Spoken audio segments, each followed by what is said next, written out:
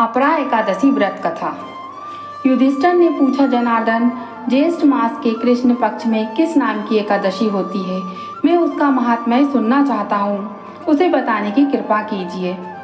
भगवान श्री कृष्ण बोले, राजन, आपने संपूर्ण लोगों के हित के लिए बहुत उत्तम बात पूछी है।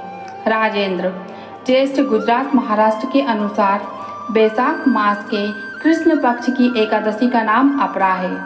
ये बहुत पुण्य प्रदान करने वाली और बड़े बड़े पातकों का नाश करने वाली है।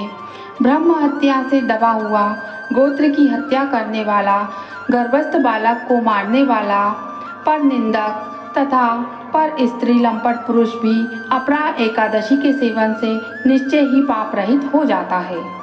जो झूठी गवाही देता है, माप तोल में धोखा देता है, बिना जाने नक्षत्रों की गणना करता है और कूटनीति से आयुर्वेद का ज्ञाता बनकर वेद का काम करता है, ये सब नरक में निवास करने वाले प्राणी हैं।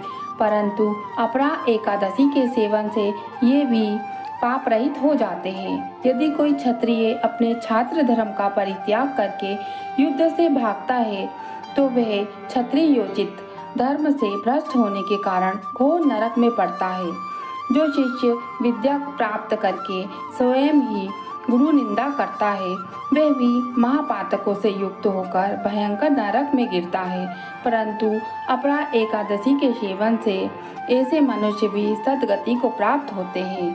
माघ में जब सूर्य मकर राशि पर स्थित हो, उस समय प्रयाग में स्नान करने वाले मनुष्यों को जो पुण्य होता है, काशी में शिवरात्रि का व्रत करने से जो पुण्य प्राप्त होता है, गया में पिंडदान करके पितरों को तृप्ति प्रदान करने वाला पुरुष जिस पुण्य का भागी होता है, बृहस्पति के सिंह राशि पर स्थित होने पर गोदावरी में स्नान करने वाला मानव जिस फल को प्राप्त करता है, बद्रिकाश्रम की यात्रा के समय भगवान केदार के दर्शन से तथा बद्री तीर्थ के सेवन से जो पुण्य उपलब्ध होता है, तथा सूर्य ग्रहण के समय कुरुक्षेत्र में दक्षिणा सहित यज्ञ करके हाथी, घोड़ा और सुवर्ण दान करने से जिस फल की प्राप्ति होती है, अपरा एकादशी के सेवन से भी मनुष्य वैसे ही फल प्राप्त करता है।